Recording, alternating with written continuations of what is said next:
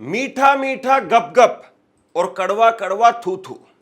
Supreme court अगर राम मंदिर को लेकर के फैसला देता है, सुप्रीम कोर्ट और दूसरे मामलों में फैसला देता है जिस पर भाजपाई आईटी सेल खुश होता है, तो सुप्रीम कोर्ट की जय जयकार होती है। तब तो यह भी कह दिया जाता है दिल्ली पुलिस लठ बजाओ, हम तुम्हारे साथ हैं। लेकिन अगर वही सुप्रीम कोर्ट अगर वक्फ कानून पर एक अंतरिम रोक लगाने का काम करता है या राज्यपालों की जिम्मेदारी को लेकर के टिप्पणी करता है, तो सुप्रीम कोर्ट को कोठा बताने में भी ये लोग देर नहीं कर रहे हैं। मैं माफी चाहता हूं आपसे, ये शब्द मैं नहीं इस्तेमाल करना चाहता हूं, लेकिन जो हो रहा है उसको देख करके हम अपनी आंखें कैसे बंद कर सकते हैं। देश के सुप्रीम कोर्ट पर शान से तिरंगा झंडा लहराता है, लेकिन वक्फ पर सुप्रीम कोर्ट ने जरा सी अंतरिम रोक लगाई है। अभी आखिरी फैसला नहीं आया है और इन्होंने तिरंगा झंडा हटा दिया। भाजपाई आईटी सेल के गुर्गे और भाजपा के समर्थक, वो कोई पाकिस्तान का झंडा लगा रहा है, कोई सुप्रीम कोर्ट को मुगलों का मकबरा बता रहा है। चलिए आप कहेंगे कि ये 2-2 रुपए के आईटी सेल के लोग हैं, फालतू लोग हैं, इन फालतू लोगों पर क्यों बात करनी, क्यों अपना समय खराब करना, क्यों हमारा समय खराब करना। मैं कह सकता हूं कि आप बिल्कुल ठीक बात कह रहे हैं, लेकिन देश के उपराष्ट्रपति जगदीप धनखड़ अगर वो सीधे सुप्रीम कोर्ट को आईना दिखा रहे हैं, सुप्रीम कोर्ट के ऊपर टिप्पणी कर रहे हैं, तो फिर उस पर तो सीरियसली बात होनी चाहिए। और बाकायदा टाइम्स ऑफ इंडिया में संपादकीय लिखा गया है और उसमें कहा गया है कि, मैं अगर लबोलबाब बताऊं आपको, हमारे साथी बता रहे थे कि टाइम्स ऑफ इंडिया ने जगदीप धनखड़ को कुछ इसी तरीके से कहा है कि आधी रोटी है जिनके पास में और वो दाल की कटोरी लेकर के घूम रहे हैं। अब आगे इस पर हम बात करेंगे, तब पूरी बात मैं आपको बताऊंगा। एक पुराना किस्सा भी मैं आपके सामने इसी खबर में रखूंगा।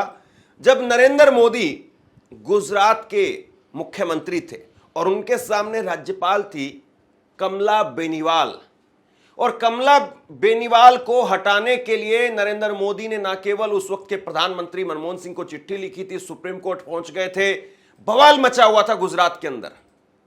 वो किस्सा क्या है, क्यों नरेंद्र मोदी परेशान थे उस वक्त में और क्यों आज विपक्ष के मुख्यमंत्री परेशान हैं, इस पर भी बात करेंगे।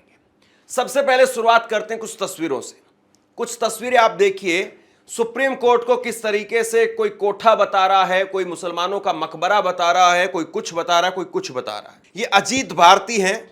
अजीत भारती कहने को अपने आप को पत्रकार बताते हैं, लेकिन भाजपा आईटी सेल के किसी गुर्गे से कम नहीं है।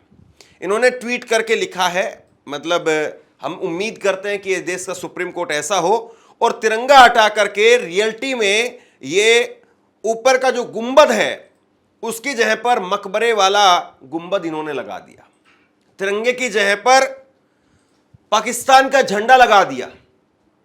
अब यहां पर नरेंद्र मोदी को जी नहीं लगाएं तो भाजपाइयों के पेट में दर्द होने लग जाता है। मैं खबर जब बोलता हूं, जब मैं कहता हूं कि नरेंद्र मोदी को ऐसा नहीं करना चाहिए, तो भाजपाई गुर्गे आकर के गाली देते हैं कि मोदी जी बोलो, मोदी जी क्यों नहीं बोला, मां बहन की गालियों तक पहुंच जाते हैं जी नहीं बोलने पर सिर्फ। और यहां पाकिस्तान का झंडा लगा दिया साहब, देश का तिरंगा झंडा हटा करके इन्होंने पाकिस्तान का झंडा लगा दिया। और ये आदमी कोई ऐसा नहीं है जिसको गिरफ्तार नहीं किया जा सके, ये आदमी कोई ऐसा नहीं है जिसकी आइडेंटिटी वो पता नहीं हो। सब पता है कि नोएडा में रहता है। और कुछ समय पहले जब कर्नाटक की पुलिस गिरफ्तार करने के लिए आई थी तो कैसे जो है ये भीगी बिल्ली बना हुआ था, और आज देखिए देश के सुप्रीम कोर्ट को मकबरा बता रहा है, सुप्रीम तिरंगा झंडा हटा दिया है। इससे ज्यादा नीचता और क्या होगी, इससे ज्यादा सुप्रीम कोर्ट का अपमान और क्या होगा। और क्यों नहीं ऐसे लोगों के ऊपर सीधे तौर पर एफआईआर दर्ज की जाए, क्यों नहीं ऐसे लोगों पर यह कहकर के एफआईआर दर्ज की जाए कि ये देश के संवैधानिक संस्थाओं के प्रति लोगों के अंदर गुस्सा भर रहे हैं, लोगों को देश की संवैधानिक संस्थाओं के खिलाफ भड़का रहे हैं। क्यों नहीं इस बैकग्राउंड पर इनके ऊपर एफआईआर दर्ज की जाए, सवाल यह है। एक और देखिए आप, मिस्टर सिन्हा, ये भी भाजपा आईटी सेल से कम नहीं है। मिस्टर सिन्हा ये कह रहे हैं कि संसद में बने कानून अदालत में चुनौती नहीं दिए जाने चाहिए, यह लोकतंत्र का मजाक है। हम सरकार चुनते हैं, उनके फैसलों में जनता की सहमति होती है, जज तो चुनते नहीं हैं, उन्हें कुछ खास लोग चुनते हैं, तो फिर वो कैसे तय करते हैं कि जनता के लिए क्या सही है। मतलब एक तरीके से ये कह रहे हैं कि देश के सुप्रीम कोर्ट की हमें जरूरत ही नहीं है। देश का सुप्रीम कोर्ट देश की संसद में पास हुए कानून पर बात ही ना करे, उन पर हाथ भी नहीं लगाए। मोदी ने जो पास कर दिया वो ब्रह्मांड के अंदर एक नियम बन जाना चाहिए। मोदी जी कल को पास कर दे कानून कि सब लोग ऑक्सीजन छोड़ने का काम करेंगे, कोई ऑक्सीजन लेने का काम नहीं करेगा, और ये ब्रह्मांड में कानून बना दिया जाए, जो आदमी ऑक्सीजन लेगा उसको फांसी की सजा दे दी जाए। ये कमाल की बात है। मतलब ये कौन से संविधान में लिखा है? भारत के संविधान में तो लिखा नहीं है कि अगर देश की संसद कोई कानून बनाए तो उसको सुप्रीम कोर्ट में चैलेंज नहीं किया जा सकता है। ये कहां पर लिखा है? एक और देखिए, इसके साथ में राहुल शिवशंकर कहने के लिए अपने आप को पत्रकार बताते हैं, लेकिन सुप्रीम कोर्ट के फैसले को क्या कह रहे हैं? शरीयत समर्थकों के तंत्र की बड़ी राहत। मतलब बड़ी जल्दी इनको शरिया याद आ जाता है, शरीयत याद आ जाती है सुप्रीम कोर्ट के फैसले से। वक्फ बाय यूजर को सुप्रीम कोर्ट से 1 हफ्ते की मोहलत मिली है। वक्फ संपत्तियों की वर्तमान स्थिति बनी रहेगी। एनडीए को अपना पक्ष रखने के लिए 1 सप्ताह का समय मिला है। अब इनको शरीयत क्यों याद आने लगी, बताइए जरा। अब देखिए, टाइम्स ऑफ इंडिया ने बाकायदा टिप्पणी की है अपने संपादकीय के अंदर। टाइम्स ऑफ इंडिया ने लिखा है कि एक उपराष्ट्रपति जगदीप धनखड़ के ऊपर उन्होंने टिप्पणी की है कि एक उपराष्ट्रपति की नीति, राजनीति और न्यायिक फैसलों के मामले में कोई कानूनी या औपचारिक भूमिका नहीं होती है। इसलिए चाहे उपराष्ट्रपति किसी भी समसामयिक मुद्दे पर कुछ भी कहे, उनकी टिप्पणियों को पूरी तरह से नजरअंदाज कर देना चाहिए। मतलब टाइम्स ऑफ इंडिया ने अपने संपादकीय में जो टिप्पणी की है, इसके अनुसार ये जगदीप धनखड़ अगर कुछ बोल रहे हैं तो बोलने दो, इनके बोलने के कोई मायने होने नहीं चाहिए। क्या कहा है जगदीप धनखड़ ने, वो भी मैं आपके सामने रखता हूं। जगदीप धनखड़ वो एक सरकारी कार्यक्रम में थे दिल्ली के अंदर, और वहां पर जगदीप धनखड़ ने राष्ट्रपति और राज्यपालों को विधेयकों को मंजूरी देने के लिए समय सीमा निर्धारित करने वाले सुप्रीम कोर्ट के ऐतिहासिक फैसलों के कुछ दिन बाद में उपराष्ट्रपति जगदीप धनखड़ ने न्यायपालिका के लिए कड़े शब्दों का इस्तेमाल करते हुए कहा, हम ऐसी स्थिति नहीं बना सकते हैं जहां अदालतें राष्ट्रपति को निर्देश दे। उन्होंने यह भी कहा कि संविधान का अनुच्छेद 142 जो सुप्रीम कोर्ट को विशेष अधिकार देता है, न्यायपालिका के लिए 24 घंटे उपलब्ध लोकतांत्रिक ताकतों के खिलाफ एक परमाणु मिसाइल बन गया है। मतलब इतने भारी भारी शब्द इंग्लिश में बोले। ये क्या जरूरत थी आपको? आपसे किसने पूछा है? और आपका कामकाज किस तरीके का है, आप कितने निष्पक्ष हैं, ये हम सब ने देश की संसद में देखा है, राज्यसभा में देखा है।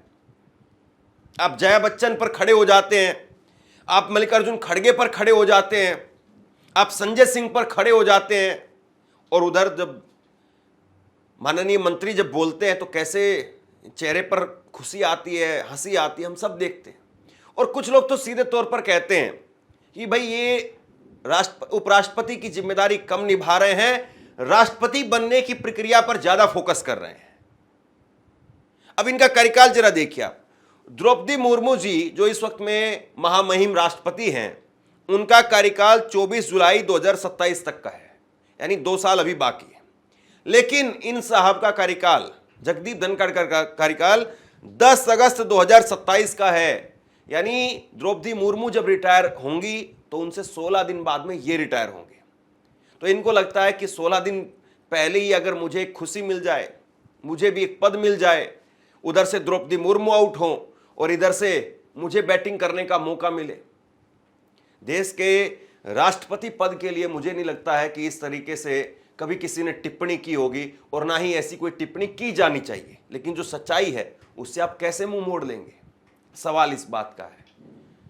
जगदीप धनखड़ को लेकर के और उनकी इस टिप्पणी को लेकर के न्यूज़ 24 के पत्रकार हैं, सुप्रीम कोर्ट को कवर करते हैं, कानूनी मामलों के जानकार भी आप कह सकते हैं, प्रभाकर कुमार मिश्रा, और वो कह रहे हैं कि उपराष्ट्रपति जी की बातों को सुन करके अब तो लगता है कि संसद से यह मांग उठ सकती है कि देश को सुप्रीम कोर्ट की जरूरत नहीं है और इसे बंद कर देना चाहिए।